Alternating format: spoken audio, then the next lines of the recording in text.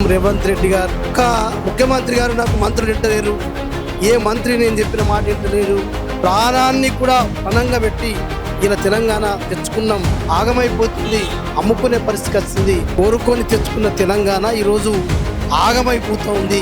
తెలంగాణ ప్రజల ఆత్మగౌరవం కాపాడింది ఆనాడు టీఆర్ఎస్ అయితే ఇలా టీఆర్ఎస్ పార్టీ.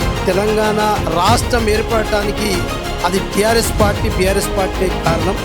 4 కోట్ల ప్రజల యొక్క ఆకాంక్ష తెలంగాణ రాష్ట్రం ఏర్పడటానికి అది టీఆర్ఎస్ పార్టీ కారణం. ఇలా తెలంగాణ పట్ల ఉన్నటువంటి గౌరవం కానీ, తెలంగాణ ప్రజల యొక్క ఆత్మగౌరవాన్ని కోరుకొని తెచ్చుకున్న తెలంగాణ ఈరోజు ఆగమైపోతూ ఉంది.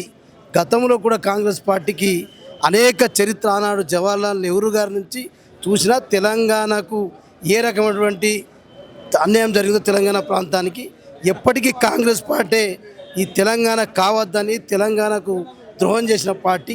ఇప్పటికైనా ప్రజల్ని మనం ఈ సిల్వర్ జూబ్లీ కార్యక్రమం 25 సంవత్సరాలు కాబోతుంది కాబట్టి ఏప్రిల్ 27 నాటికి ఆ లోపల మనం అనేక కార్యక్రమాలు సిల్వర్ జూబ్లీ సమిట్ కార్యక్రమం చేసుకొని ప్రజలందరినీ కేవలం బీఆర్ఎస్ పార్టీ కార్యక్రమం కాకుండా తెలంగాణ ప్రజల యొక్క ఆత్మగౌరవం కొరకు ఏర్పడింది. తెలంగాణ ప్రజల ఆత్మగౌరవం కాపాడింది ఆనాడు టీఆర్ఎస్ అయితే ఇలా బీఆర్ఎస్ పార్టీ. కాబట్టి దీన్ని ప్రజలకు తీసుకెళ్ళి మనం తెలంగాణ కొరకు ఏ రకంగా కష్టపడ్డాం, ప్రాణాన్ని కూడా పణంగా పెట్టి ఇలా తెలంగాణ తెచ్చుకున్న తెలంగాణ ఎవరికైనా సమయం ఇవ్వాలనుకున్నాం, ఇచ్చినాం, ఆగమైపోతుంది, అమ్ముకునే పరిస్థితి వస్తుంది. దాన్ని కాపాడుకునే బాధ్యత మనదే అనేటటువంటి దిశానిర్దేశం.